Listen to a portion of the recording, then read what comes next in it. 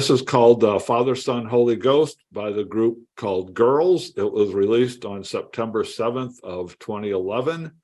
And I asked Bill to listen to this because I wanted to hear what he thinks about this one. I'm glad you did give me this one, because I had been a fan of Girls, their first album, which is cleverly titled Album. And I really liked it a lot. It's, when they started, that record came out in 2009. It's, essentially two guys, Christopher Owens and his sidekick, best friend, Chet White, J.R. White. And I really liked the record. It was one of the ones that stuck in my playlist for a long time in 2009. It was really melodic, a lot of, I would consider it lo-fi, indie sounding, lots of catchy stuff. The lyrics, I mean, these are young guys, so they are writing about girls a lot. In a tidal wave of releases that music keeps coming out, I don't even think I ever noticed that they put another record out. So when Scott told me about this thing, I was like, oh my gosh, those guys, I remember them. I was really looking forward to this. And I have to say, I was really, really disappointed. I found this to be really, really bad for the way I was looking and expecting this. I was let down a lot. And primarily it's because over the course of the 2 years after they put out their record and they toured a lot, I was expecting that they were going to take the things that they had done and kind of build on them and take it into a new expanded direction. What I found was that they spent a lot of time in the studio working with the same sorts of songs, even probably less meaningful songs with tunage and stuff that didn't really appeal to me very much. And then they kind of enfolded a lot of it with gospel choirs and stadium rock riffs, 6-minute folk songs that kind of meander. There's no need to find a chorus anywhere. I guess, to a certain extent, it's a little bit charming, and it starts, I thought it started pretty optimistically with Honey Buddy, but I've been messing with so many girls who could give a damn about who I am. They don't like my bony body, they don't like my dirty hair, or the stuff that I say, or the stuff that I want. That's the lead-off track, and it's sort of a carryover from the previous album. But the centerpiece of this thing is a song called Vomit, which doesn't make me literally do it, but figuratively, I did do this figuratively. I could not believe that this thing was going on and everything, the kitchen sink, and then the kitchen sink from the neighbors, and halfway down the street, the condo kitchen sinks, everything's in here.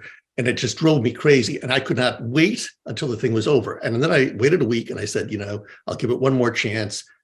I listened to it again and I found it even more irritating. I will tell you, I'm not going to listen to this record again, but I will listen to Album every so often if it comes through in my playlist. Have you listened to any of his subsequent solo records? No. I liked this album a lot, actually, back in the day. I will give the caveat that I heard this before I listened to Album, because I don't really remember how I got onto this, but it was during a short period back about 10 years ago when I was raiding the Amazon store when they would have digital download albums on sale for $5 a lot, and I would troll through those things and looking for things, and at some point during that process, I stumbled on this, and I listened to it. I really did like it. I later went back and listened to Album, the debut one, and I thought it was okay. It didn't seem to me like it was a whole lot different than what we had here, like what you alluded to. The only difference being is that this one is they expanded their sound a little bit more on this one than they did on the original. They hired, like I said, they hired some background singers and a few extra musicians and expanded the sound a little bit. I did listen to his first solo album, and I had the same reaction. It was just more of the same, you know. So there doesn't seem to be a whole lot of growth here, except just like I say, on this album, Father, Son, Holy Ghost added a few touches. But I thought it worked well. Some of the songs are a little long. It's not a solid album from beginning to end. I hadn't listened to it a while, and I went back to it a couple times in the past 2 weeks. And it's not as strong as an album as I remembered it being, but I think there are 3 or 4 really outstanding cuts on this album that I like a lot, and probably is why I remembered the album fondly, is because I remembered a few of these cuts that were pretty well.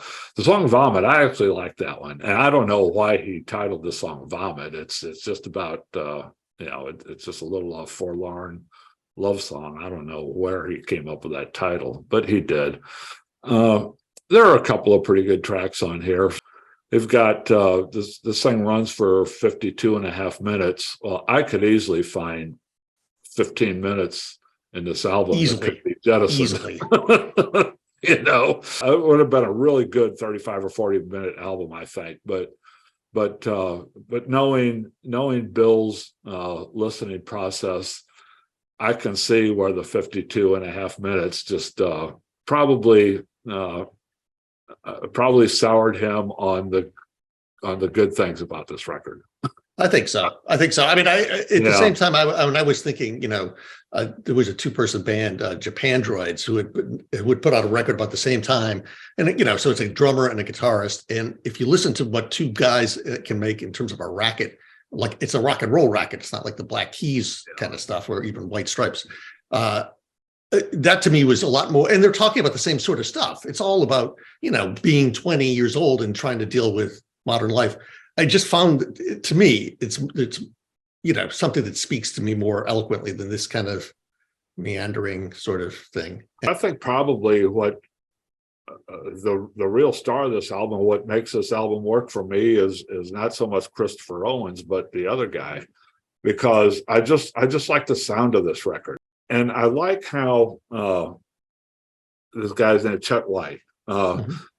I like how he really mixes down Christopher Owens' voice in the mix. I mean his voice is except I can still hear it. I still can hear it. Yeah. Well, a lot of these things, and some of the tracks I really like, his vocals are barely audible. I mean, they're just down there in the mix, and it's just a good bass, drums, a little bit of guitar track going on there with a barely audible voice, and I like that. I really found that